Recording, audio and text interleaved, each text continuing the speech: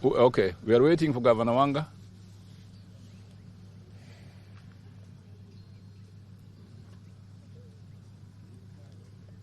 The thing is lying. Okay. What do you do? Mm.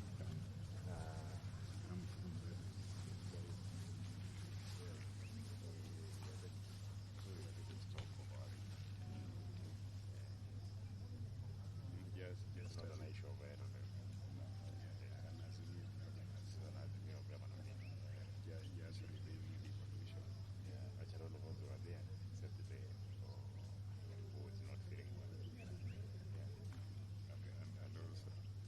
just comparing us with our party leader. Actually, it will do a follow-up of yesterday meeting in Kisi.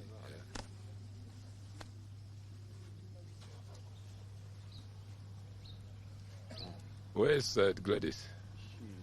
She's not there. You Just mentioned you are full. That, You are full house, except for Governor Transoya, who is out of the country. He sent apologies.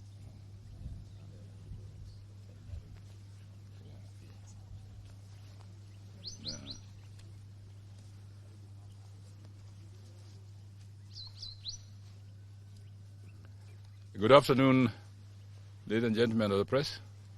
With me here are my colleague governors, Governor Gladys Wanga of Homa Bay, Governor Uchila Yako Migori, and Governor Simba Arati from Kisi.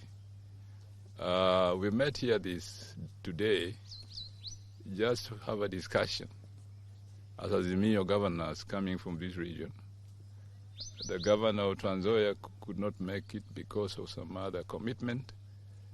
Our friend Governor Nyaribo from Nyamira was indisposed. Otherwise, we were full house, consulting and sharing notes with our party leader and the Azimio leader, the Right Honorable Raila Molo Odinga, the current situation in the country and in the region, and some of the issues that we need to raise that concern us in terms of development, in terms of politics, in terms of international affairs. It was a free discussion that people contributed, and we have had a very, very fruitful discussion. As the host governor of Kisumu County, I'd like to invite my colleagues, Governor Wanga, Governor Chilo, and Governor Arati, to say one or two things, because I think they would enrich reflections on some of the discussions we've had. One or two words. I think if you've said it's okay. Okay. Then if you, my colleagues say that they really have not much to add, but you can ask questions so that we are all in a position to respond. I think you're clear. It's very clear. Okay. Asante sana. One question. Bwana Awodia. Sema.